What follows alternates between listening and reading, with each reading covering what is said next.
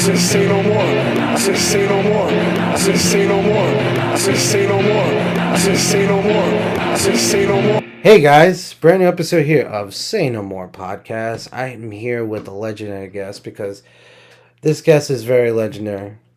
He's New Jersey's finest boxer. And as a person who loves boxing, appreciates boxing, I'm very honored to have this man on the show. He's here in the studio. It's James Hard Rock Greene. What's going on, James? Let me tell you, the boxing world, well, first of all, me, I'm just trying to get back in the boxing world as far as the training. Yeah. Because as you know, well, you don't know, my grandson, he's training as well. Wonderful. My son got him in the gym training, so I want to become a part of that, help them, make them better, help them get better, help them learn the game of boxing. Yeah. That's what I'm doing right now. Well, that's what I'm going to get to participate in. Yeah. Other than that, I just been working, just taking it easy, just living life. That's awesome. And what's your grandson's name? My grandson's name is Ahmad. Ahmad. Yes. Ahmad. And when's his next match? Well, right now he's in the gym right now. He went to the Junior Olympics just wow. A few months ago. He went to the Junior Olympics. Oh. So my son got him in the gym now training. He should have some coming up, I think, next month, April next month. Where at? We're going to try to do it right here in Newark. We had it down here before. Right here on, what's that street? Spruce Street. Okay. Yeah, it's a gym down there. They just built. Beautiful. They have amateur shows down there. Like every chance they have, they get amateur shows down there to awesome. For the young kids, for the neighborhood kids and people, abroad. Yeah. They bring them in, and yeah. They show their talent. I have to definitely have to go. I'm always in Newark because I'm a sports writer. So I go to Newark Harrison area, so right by the Ironbound area. Oh, yeah. So I'm there literally almost every weekend because I go to the games to cover the team, the Red Bulls. I don't know if you know the New York Red Bulls. Okay. They play up in Harrison. Like literally right on, what is it, Frank Rogers Boulevard? Okay. Like when you're just going towards Newark into Harrison, there's this beautiful stadium. It's been there now for like almost 15 years now. Wow. So I've been going there. Well, I stopped during the pandemic, and then I went back last year, and I've been going ever since. So it's fun to go there, and I definitely gotta go check out these little amateur fights. Yeah, man. I love boxing. Becoming kids, man. It's very. It's very interesting, and see the kids off the street, see the kids trying to make a difference, see these kids want to be something, and I want to be a part of that, participate, help them better themselves, because these kids, they have lost their way, a lot of these kids out here. Yeah. No one take time with them, they're trying to guide them, keep them off the streets, keep their mind positive, doing what's right. Absolutely. Boxing is definitely is a way to get a lot of kids out of trouble. Oh yeah. Because we have a lot of when I was that age, we always had that pent up anger energy, like us against the world, right? And we always had that mentality. And I think sometimes a lot of kids would release it in a very negative, very bad way. Like getting in trouble, going to jail, basically getting killed at one point. Right. Boxing's a perfect way of saying release that anger, release that stress, exactly. keep you away from all those troubles. Exactly. It's the perfect way. I love that. Yes. I love that. Yeah. So, James, talk about your early childhood. I know you were born in Irvington, New Jersey, right? Well, I was born in North Carolina. North Carolina. I moved up here from North Carolina to Newark. Okay. I was raised in Newark. I went to Central High School. Okay. Central High School. Played football. I was on the wrestling team in Central High School. Playing football. Yeah, playing football. What position? I played running back. Oh, wonderful. I was like, back then, in the 80s or 70s, you know, you had like the Gail Sayers and I love Gail Sayers.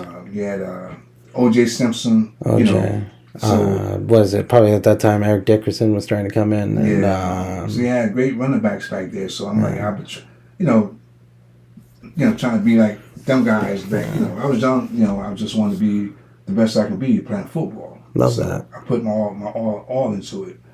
You know, it was good. You know, and from there, I went out for. I tried to play the basketball team, man, but I was too short. So I was like, I was quick, but I was too short. I know. Basketball is not easy when you're short. I know. Nah, man. I'm the same way. I love playing it, but I can't do it. Yeah. You know. Yeah. And from there, it's like after all that right there, after high school, you know, I had bumped heads with some guys, you know, got into a jam, you know, but kind of like shook up the things, you know.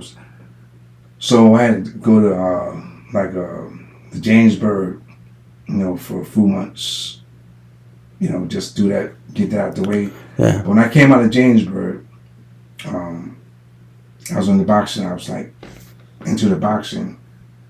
I boxed down there. I came out. I fought the amateurs. You know what I'm saying? I won the Golden Gloves, the Diamond Gloves, Eastern Regionals, the Ohio Fair tournaments. Amazing. You know, and from there, I met Lou Duver. You know what I'm saying? Lou Duver signed me on with Lou Duver. And he had all the guys. I mean, he had like Rocky Lockridge, he had Johnny Bumpus, he had Alex Ramos, he had Bobby Chaz. Wow. Lives in Bramble. You know, he had a stable, man. You know what I'm saying? So anyway, you know, we from there, I started boxing. You know, I had my first couple of fights. I had knockouts. The Ice World, Total War, New Jersey. Yeah. I fought up there, like that was my home base. Yeah. You know what I'm saying? Then I went down to Atlantic City, but Total War really was my home base, and that's why I had most of my knockouts in Total War. Yeah. You know? I mean, it was like a home away from home. Yeah. You know what I'm saying? It was great. It was beautiful. Who was your biggest influences in boxing? What made you want to become a boxer? Well, you know, it's funny you asked that. You know, I was in the 8th grade, man. Yeah. I was in the 8th grade. And my teacher, he took us downtown on Branford Place. Uh-huh. That's when they had the movies down there. Yeah. And believe it or not, Ali was fighting Joe Frazier. Oh. You know what I'm saying? At Madison Square Garden. And I seen that fight, man. I'm like, wow. And I seen Frazier. He was a killer, man. I said, yo, I'm gonna be like that guy. I'm gonna be like him. I'm like Joe Frazier. You know? And I was going to school and I was writing Joe Frazier. I said James Greene as Joe Frazier on the board, on the blackboard. You know what I'm saying? Because that's how much, you know what I'm saying, like I looked at him and I was like, I want to be like Joe Frazier. You know, and I try to emulate him. You know what I'm saying? So that's what inspired me in Joe Frazier, because the way he's moving. My dad really liked Joe Frazier. You know what I'm saying? I'm like, wow, I like that guy. Yeah. You know, so, and crazy part about it is, I told my classmates, they laughed at me. And I said, one day, y'all gonna see me on TV. Go ahead, James, you don't do talking about you. I said, not really. You're gonna see me on TV one day. You know what I'm saying? And I followed my goal, you know what I'm saying? God bless me. You know, and I achieved that which I said I was gonna do through the grace of God. Absolutely. You know, so, and that's how I excel, man. So, I mean, it was good, man. I mean, boxing was good to me. Yes, I was seeing some of your fights on YouTube. Yeah, no, you did it. I mean, them guys, man, it's like, it was amazing though. I mean, to fight them guys, man, it's like, oh yeah. People understand, you know, they look at you like the boxing, right? Mm-hmm. Okay, they say like, okay, you weigh in. Yeah. At the weight you're supposed to weigh in. Overnight or even just a few hours, man. Whatever them guys eating or drinking, whatever, they putting on like 10 pounds. I know. You know what I'm saying? Yeah. So you saying you went 154, but you come in the ring at 164, 166. Yeah. You know what I'm saying? So it's like you're hitting a bigger body. You know, it's like you're fighting a stronger man. You know what I'm saying? You're already tall. Yeah. So he's stronger. You know what I'm saying? He's probably faster. Yeah. But the thing is, though, you know, psychologically, he's like, you know what? I know I can chop him down. You know what I'm saying? Yeah. And if I get inside, work the body, I can chop him down. So I'm not worried about, you know, what he can do. Yeah. I know what I can do. Yeah. You know what I'm saying? So I just put that to play, put it in play, and make it work for me. But it wasn't it wasn't easy. You know what I'm saying? Because them guys, with David Braxton, man. I mean, yeah. It was like that fight right there. It wasn't hurt me. Just that after that fight, I had a tremendous headache. Yeah. I mean, during the fight, I ain't feel nothing. But the next couple of days, I had a headache, man. Like, wouldn't go away. You know what I'm saying? So, you know, they look at you outside the ring. It's like, oh, he can't hit you. You know, he good. And he can't touch you. But you don't know, man. Them punches, man, it's like they add up. They take a toll. Absolutely. You know what I'm saying? So, next day, you be feeling it, man. Absolutely. You be feeling it. So, people don't understand. So, they got, you know, you build your body to take that punishment, but at the same time, it's like, yeah. how much punishment can your body take? 100%. You know? So it's hard to endure that kind of pain or that kind of punishment because your body's human. You know, so you get, you know, like I say, you train. They say the hard part of the fight is you train. You go into your training section, which it is. 100%. You know, you have the, you know, you have the pains, or you have your hands hurt, or you know, your back hurt, whatever. But after all that, go through all that right there, there's all about your body getting numb. You don't feel nothing. You don't feel no pain or nothing because you took your body through torture. Yeah. You know, so when fight time comes, it's like, you know what, man, I feel numb. I don't feel nothing. Just bring it.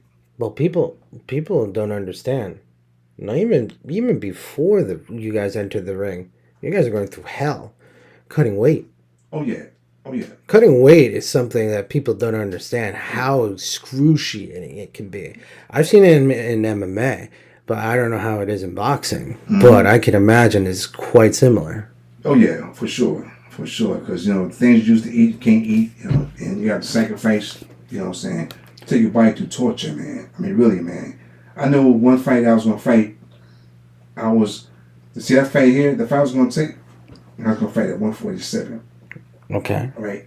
And you usually fight at where? 154. That's a lot. So, man, I got down to 149.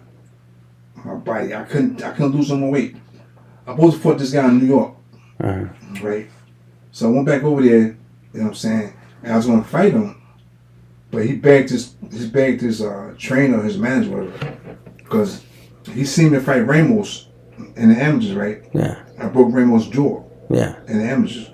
And that was one of Ramos' boxing stablemates. Yeah. You know what I'm saying? So he knew what I did to Ramos, so now I'm supposed to fight him. Yeah. He begged his trainer, his manager, I'm not fighting me in the green. I'm not fighting me in the green. You know what I'm saying? So he turned around and fight this guy. This guy weighed 140. He fight him at 140. I weigh 149. He weighed 147. The guy I was on the fight weighed 147. But now he wants to burn more weight because he don't want to fight you. Exactly. So now I'm not fighting me on the green. No. But okay, I fight the guy right there. He weighed 140. Come on, man. That's not fair for you. Exactly. I got 2 weights. I got 2 pounds over. Now you got 7 pounds over this guy. Yeah, and you're willing to lose 7 pounds because you don't want to fight you. You know what I'm saying? Because he's probably scared that you're gonna kill this guy. That's what happened. So I'm saying the body go through torture. You know, take your body through punishment. They make weight, cut weight. I mean, it's like it's no joke, man. No, I've seen it. And people have told me. I have friends who do jiu-jitsu, and they have to, when they do their fights, they have to cut weight, and it's torture. Oh yeah. It's torture. I don't know how you guys can do it. Oh, it's hard, and then you gotta go weigh yourself, and then you guys don't even fight until the next day, and then even then you got another 24 hours of dealing with that, and then you go in the fight and you still have to go knock each other out for 12 rounds. It's like you have to just gotta set yourself out Yeah. You know, as far as, you know, look past it, but you know, you haven't got there yet, whatever. Yeah. But you gotta look past it, you know what I'm saying? Like, it's already done, but yet you have not did it. Yeah. Because, you know, you think, if you dwell on it, like, dwell on it, you know what I'm saying? You go out there and ring, man, it's like you, your mind get locked, your brain locked, you go out there cool, you wake up with sweat, whatever, you get caught with a two-piece. Good night. Or 3-piece. Or as Jorge Masvidal called it, 3-piece and a soda. Then it's over. It's over. So you gotta be ready, man. You know, mentally, you gotta be ready for it, man. Because you know, boxing, man, it's like split second. You know. I know. Good night, sweet prince. How do you feel about now these mixed martial artists going into boxing? How do you think about that? You know. Because people don't understand. People always say, "Oh, it's the same thing." No, it really isn't. Boxing and mixed martial arts are two complete different things. For sure. And yeah, they maybe do a little boxing in their training, but to go a full camp of boxing is completely 100% different. Oh yeah. How do you feel about like these guys and like how they struggled? I mean, maybe Ngannou has been like somewhat successful after that first fight with Tyson Fury, but then you saw like after his fight with Joshua, he's nowhere near these guys. No. That box, I mean, the mixed martial artists. I mean, really, man, it's like, to me, I mean, it's a rough sport. Yes. And really, it's a dangerous sport, and the thing is, you gotta be strong-minded, man. That's it. You know what I'm saying? Your body gotta be strong too. To abuse, I mean, absorb them punishment. Yeah. You know, but you gotta be really mentally into it, man. Because you're not really trained and dedicated. You're wasting your time because you could get hurt. You really can. You could die. I mean, people have died in boxing. Exactly. You know what I'm saying? So, martial arts, mixed martial arts. I'm not really big on it, but you know, I watch it every now and then. But and it's just strange to now for them to go into boxing, and it's a different, complete sport. It's like if I say I've been playing soccer all my life, and I'm gonna say, hey, I'm gonna go play, I'm gonna play football as a kicker. It's two completely different things. Exactly. And like, yeah, it's the same notion. You're kicking a ball into a certain target, but the ball's different. The form, the way you have to kick it is different. Right. You're also going to have 11 dudes chasing after you, trying to kill you and rip your head off. So it's completely different. Yes. And that's why I think a lot of people got to understand, like when you do mixed martial arts going into boxing, it's completely different. Oh yeah. It's a different monster, and you see them struggle. Oh yeah. Like Conor did with Mayweather, or like something like that. Exactly. You know, because I think a mixed martial artist, you know, you use your feet and hands. Yeah. But, you know what I'm saying? Now, the boxing thing, you know, it's basically just hands. Yeah. You know? And movement. Right. Exactly. You know, the mixed martial arts, you use the backhand, you know what I'm saying? Yeah. You can move ain't nobody, man. I should have turned this off. That's okay. No worries. Yeah, the mixed martial arts, you use your backhand, you know what I'm saying? Spin hand, feet. But still, it's like, if you're not in the state of mind that's mentally and physically for us that absorb that punishment, you shouldn't mess with it, man. Absolutely. Well, it's the same thing. Good, funny enough, Rocky, when you see the first scene in Rocky where, you know, Rocky's head wasn't in it. Oh, and Mickey was telling him, you got to get your head in there, Rocky. You got to put your head in it. You got to fight him. Right. You're fighting a guy that wants to kill you. And it's pretty funny because that movie kind of gives you an idea of what you're telling me right now. It's just mentally you have to be in it. Exactly. If you're not in it, it's not going to be the same. The training's not going to be the same and exact. You know what I mean? Talk to me about your first fight. Your first pro fight. Oh man, it was sweet. My first pro fight. It was a 4-rounder. It was at the Ice World. Yeah. I forgot the guy's name. I forgot his name. Was it Abel Santiago? That one, we'll talk about that one too, but that one was really impressive. I can't really think of his name, but I know I fought I can't pronounce his name. Ronaldo something. But I fought him as well in Total War. But my first pro fight, it wasn't him. It was a guy, I can't think of his name, but they said this guy had a chin like a solid chin.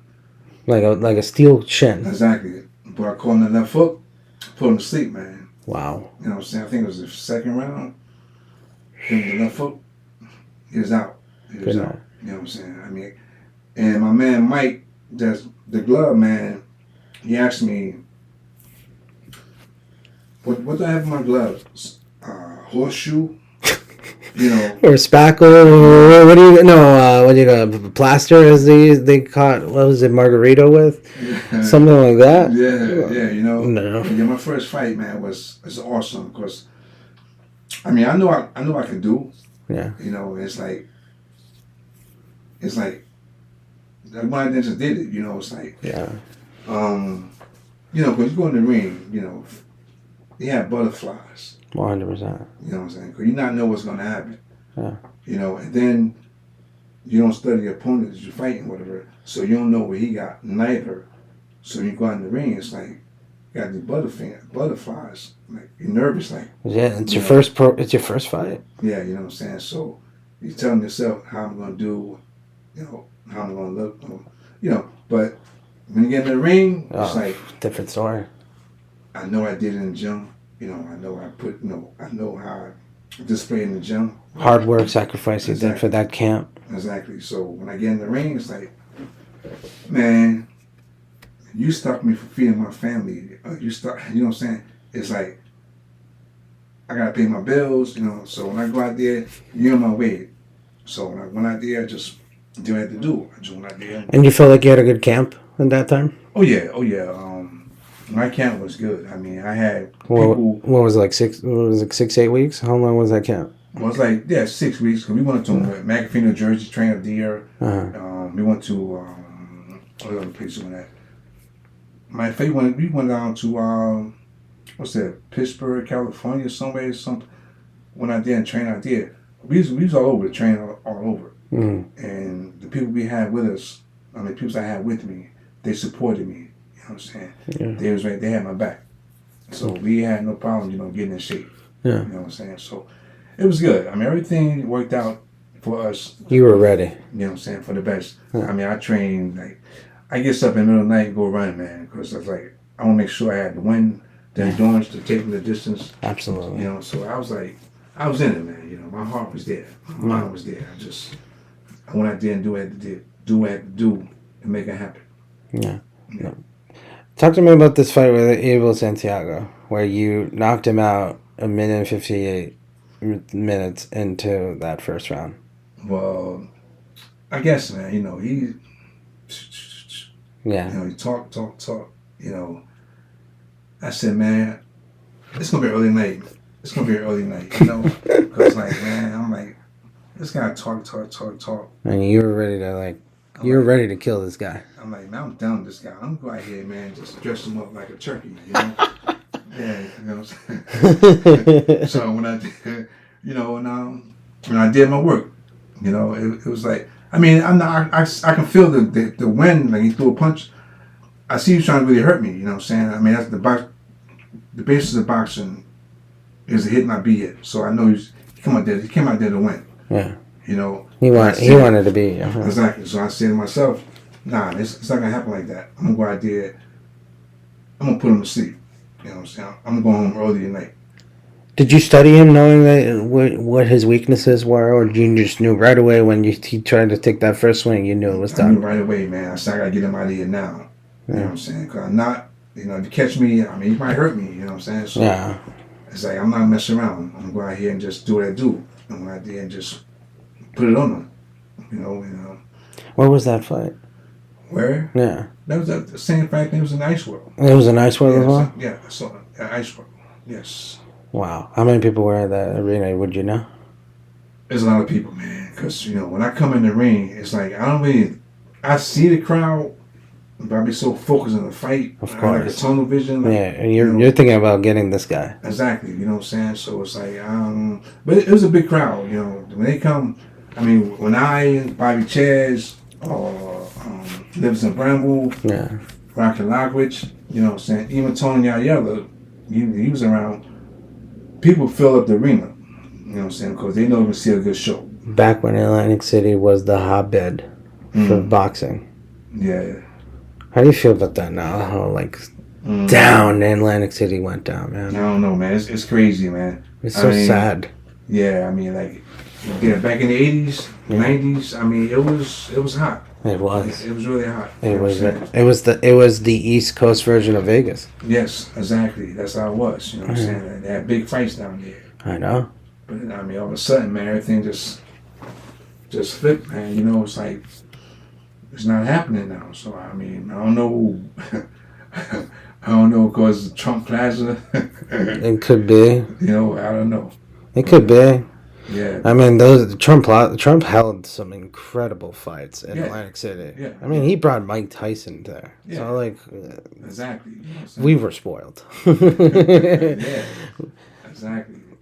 But so you talk about that fight you did with Bobby Peterson when you beat her. Bobby Pedersen? Or Pedersen, I'm sorry. Oh man, that fight was like, whoa.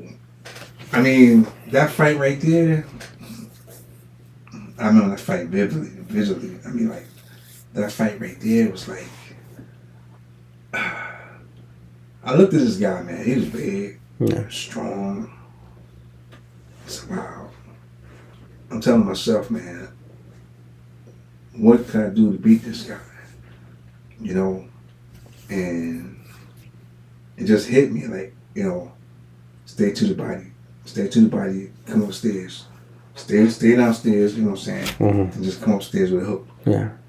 But my body shots, man, really broke him down. Broke him down. Yeah. You know, and I had him hurt. When I seen him, he was hurt, it was over. I think it was that second and third round. I don't know, man, but it was quick. And you studied him knowing that? Well, not really, because my philosophy of boxing, it was like, man, I don't care who you are, what you can do, you gotta show me. You know what I'm saying? I'm going out there, I'm gonna come to you and see what you got. Yeah. So that's how I fought my fight. You know, I didn't really have to study you. I mean, you're a good boxer, show me. Yeah. You're a good puncher, show me. You know, so that's how I did it. Only fight I really studied was, I think I studied Animal Frank Fletcher. I studied his fight. You know what I'm saying? Yeah. And I know he's like a brawler like I am. You know, so he... How was fighting him? I've heard stories about him. Yeah, Frank Fletcher, he was a good fighter, man. But, you know, they say he was like a blowed up middleweight. He should have been natural like welterweight. Or junior welterweight. That's what I heard. I did research about him, yeah. Yeah, but he blew up he wasn't all that. I mean, he really couldn't punch. He threw a lot of punches, but he couldn't punch. Yeah. You know, and that fight I fought, man, you know, I came out there. My speed is tremendous. I have power and I have speed. But I resort on my power instead of working on my speed. You know, and that's how he got me, because basically I used my power. If I used my speed, I would have beat him easily. But by me using my power, I kind of like pumped myself tired. I ran out of gas, you know.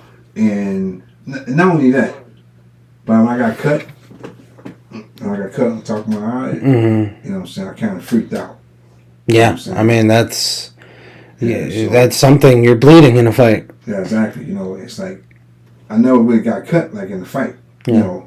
And I just cover up. I freaked out because I didn't want to, get no worse than what it was. Yeah. You know what I'm saying? So I ain't throwing no punches. I mean, I was beating them for 6 rounds.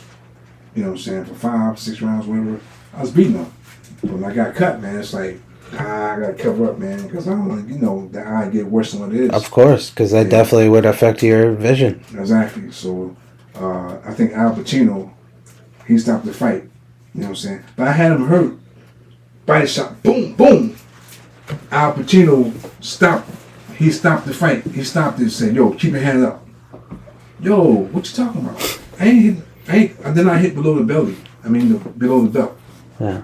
But Al Pacino told me he stopped the fight. I mean, he told us to stop for a minute, warned me about low blows, And dude went off. Dude was like, ugh. He was hitting the canvas. What you doing, man? You know what I'm saying? Because I was on the road. You know what I'm saying? I was going to finish him. Of course. You know, Fletcher was going back to his corner, wiping his eye. He thought it was over. He thought he stopped the fight. He was going walking back to his corner. Al Pacino called him back, told him continue the fight. But I had him, man. So again, that fight right there, that should have been my fight. That fight right there should have been mine. Yeah. That Mugabe fight should have been mine. I was about to ask you about that with the Beast. Yeah, man, that fight was like, it was all I can say is that, what's his name? Joe Cortez, the referee. Yeah. He should have stopped that fight in the third round. I mean, I threw a lot of punches. Mugabe wasn't throwing no punches. I was throwing punches. And Joe Cortez, that fight continued. You know, and then I guess I punched myself out. Because, I mean, I was throwing a lot of punches, man. You got tired.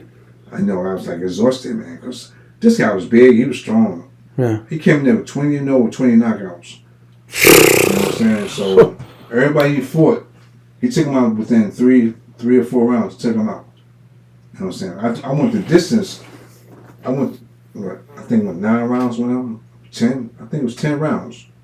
And Joe Cortez stopped the fight within, like, a minute and some seconds going in the 10th round. He stopped the fight. You know what I'm saying? But I had him. But and I wanted to finish it because I know in my mind, I said, you know what? With this last minute and some seconds go, I'm let it hang all out. Yeah. I'm just give it all I got. Finish it. You know what I'm saying? But evidently I didn't get a chance to do it because Joe Cortez stopped the fight, gave the fight to Mugabe. That was it. You know what I'm saying? So, it was a good fight. You know what I'm saying? I had him. Third round, I had him. And talk about your fight with Ernie Singletary. That's my dude, man. Singletary. Yeah.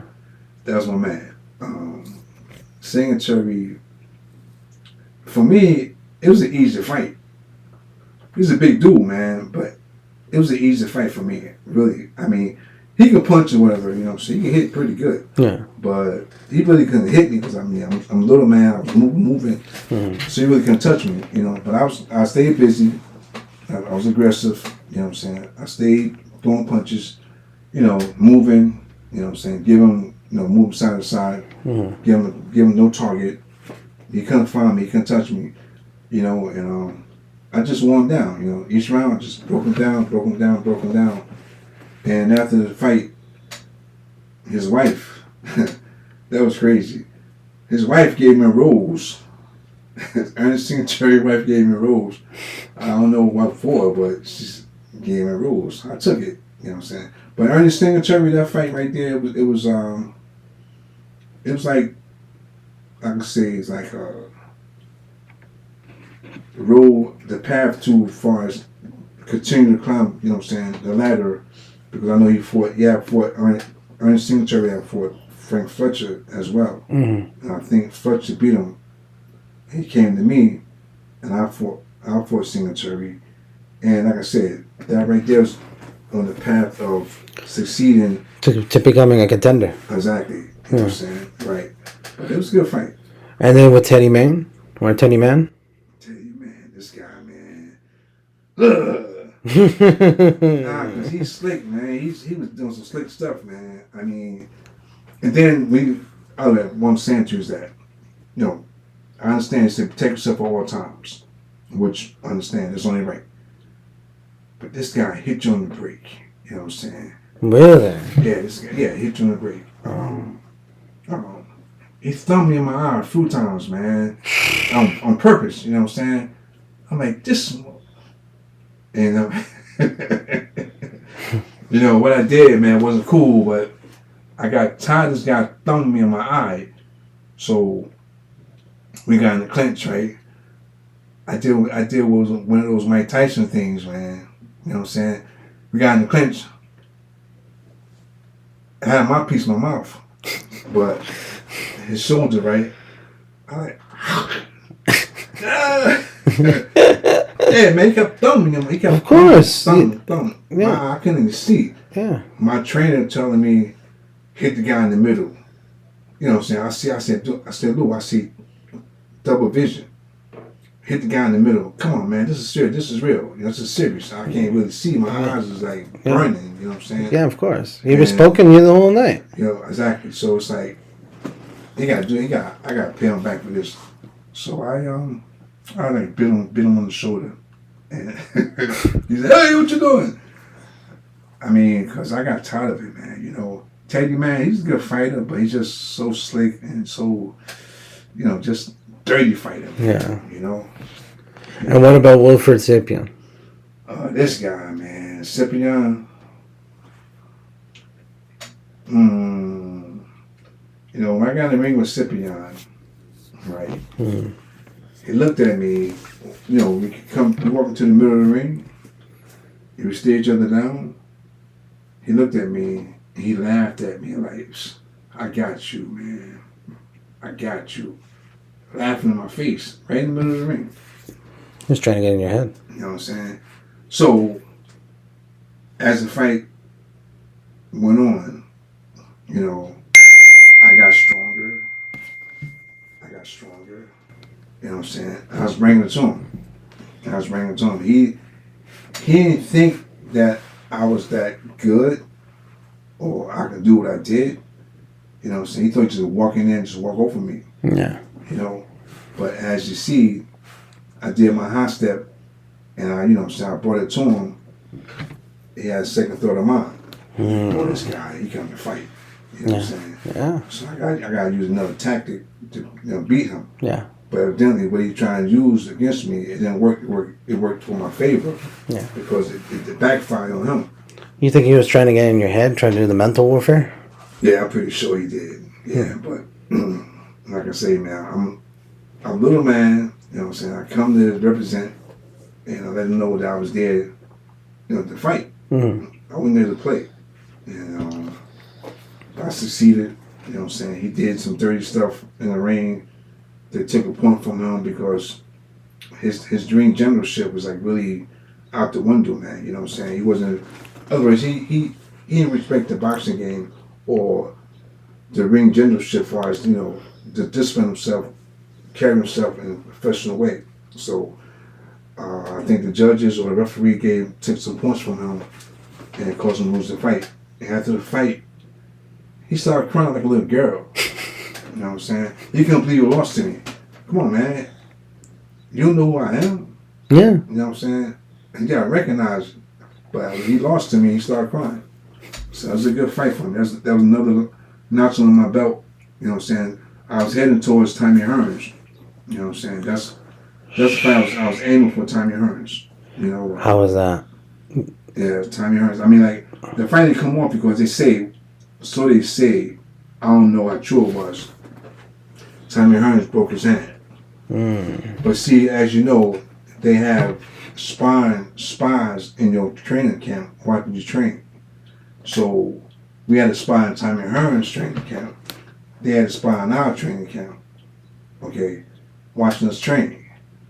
So the people that our spy that was in Hearns' training camp called us back, called my manager, let them know that, listen, Tommy Hearns' sparring partner beat him like a punching bag. You know what I'm saying?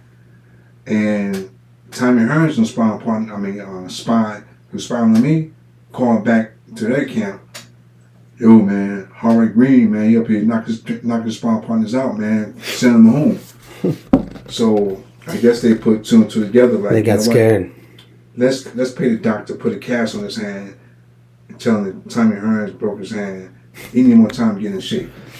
You know what I'm saying? Would you like to have that fight? Oh, would I? Yeah. That was $1 million fight, man. Yeah. Back in the 80s. Yeah, I know.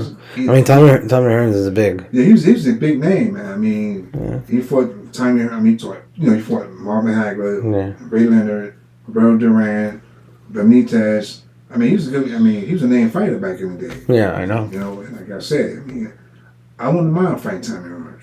Wow. I was hungry too. I mean, really, and that's when I was at my best. You know what I'm saying? Physical, mental shape. Exactly. They brought in what's his name, David Braxton. Yeah. From Detroit. Yeah. To fight me in Total War.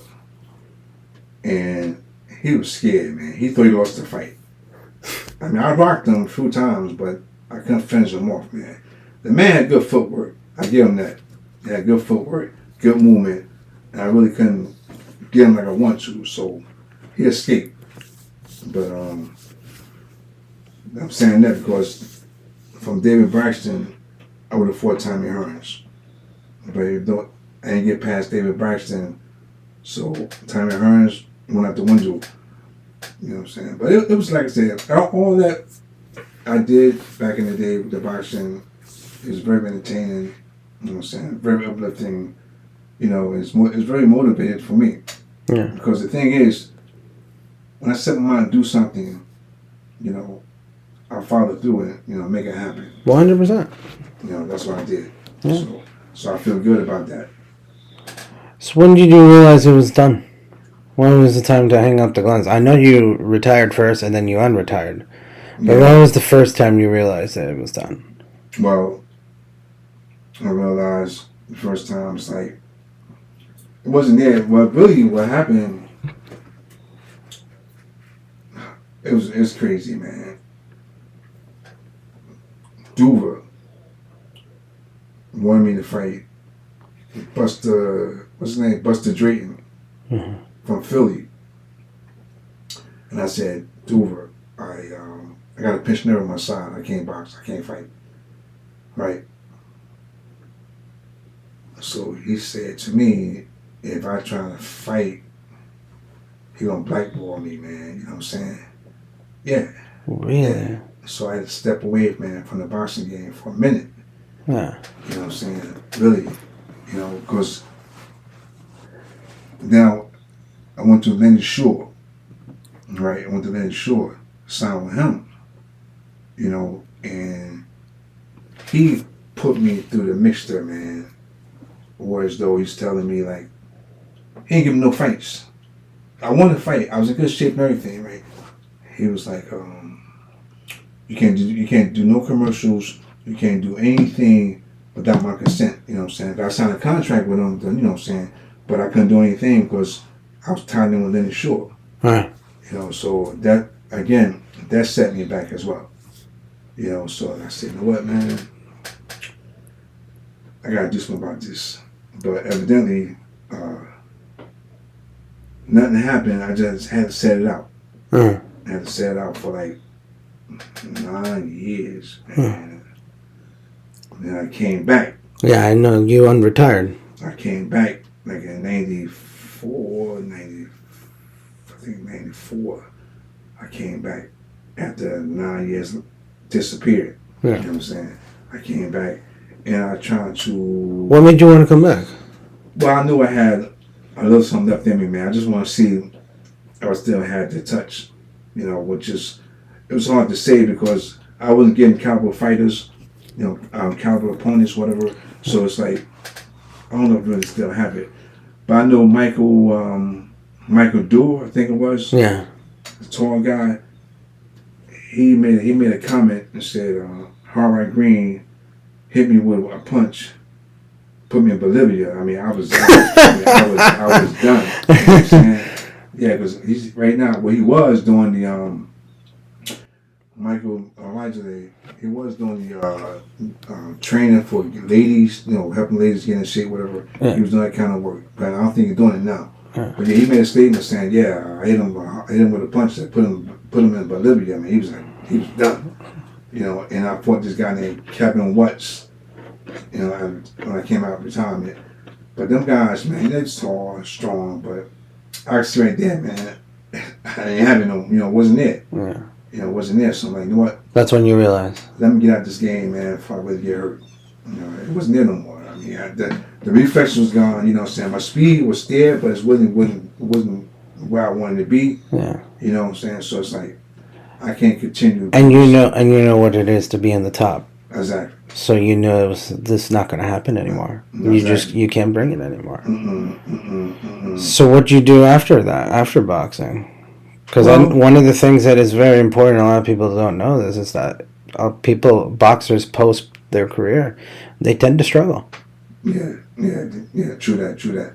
I mean, like I had some help. You know, I was I got a few jobs working with Ray Jacoby in Rahway, New Jersey. Ray Jacoby and Sons. And I did some work for them over there. And also I worked with Michael, what's his name, from Hoboken. You know, he has some buildings. We go fix up the buildings, whatever. Yeah. Fix up the buildings, just like Jacoby.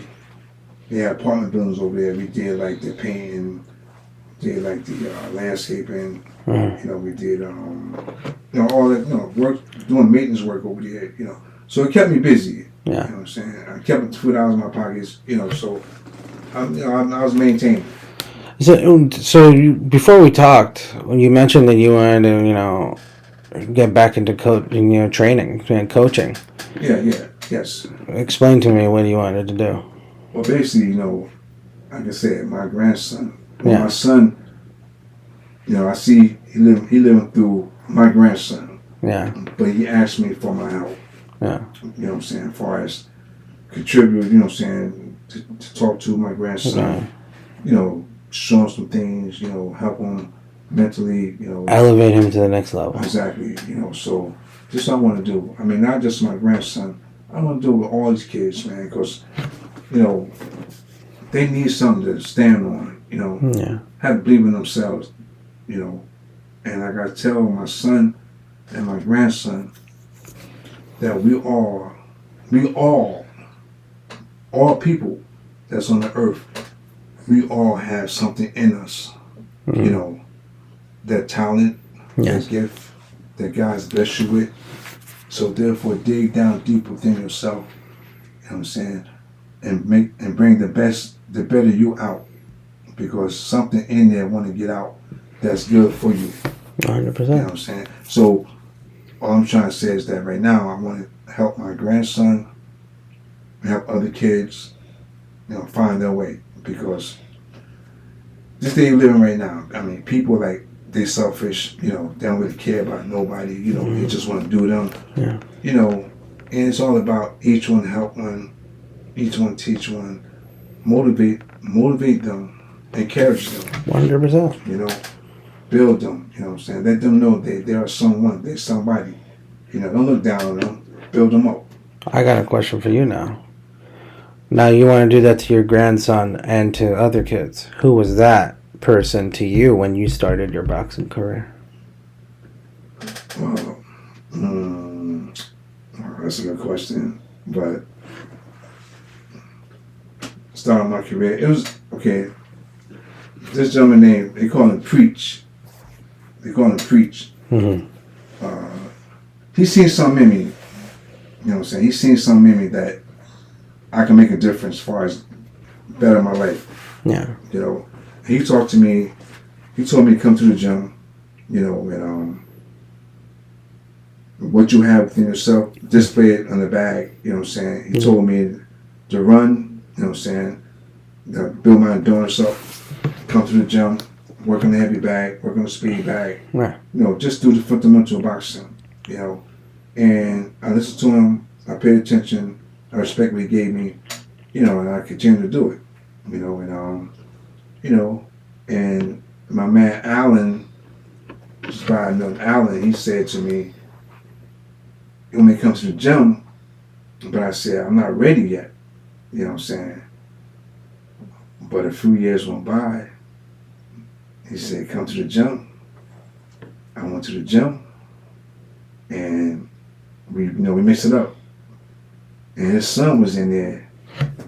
His son seen me working with his father. His son started crying because he ain't never seen his father get beat like that. Wow. You know what I'm saying? I mean, it's a gym called 8th Street Gym back in the day in Newark, called 8th Street Gym. I mean, that's where everybody go. It's back in the 80s. And when I went up there and I took him in the gym, I did some work to him. His son was crying, actually crying. He never seen his father get beat like that. So I'm just saying, that Preach really motivated me. He told me some things, and then stayed with me. I took it to heart, and I made it work for me. Yes. And I continue to do what I need to do to make myself better. And, so that's why I got to the level I got, because I know that if I can't do it, others, I have to do it for myself. Yeah. And that's what I did. I just kept pushing myself, and I got to where I needed to be, and the rest was history. That's amazing. Yeah, man. James, I have to say, I really had a great time with this episode today. It's an honor to have you on the show. I mean, you've lived an incredible life in boxing. You had an incredible boxing career. Oh, yes. Thank you so much for being on the show. Any last words before we're done here? Just the young brothers out there, the young brothers and sisters out there, have them continue to reach for the goal. I mean, the sky's the limit. And don't settle for anything, you know what I'm saying? Be the best person you can be, what you have within yourself, and shine like the stars, or shine like the sun. I want to leave that with you. That's beautiful. That's motivational. Yes. That's beautiful. Thank you so much, James. You're welcome. We fought like tooth and nails. We've loved like hand and glove. Greene. We've told each other secrets no one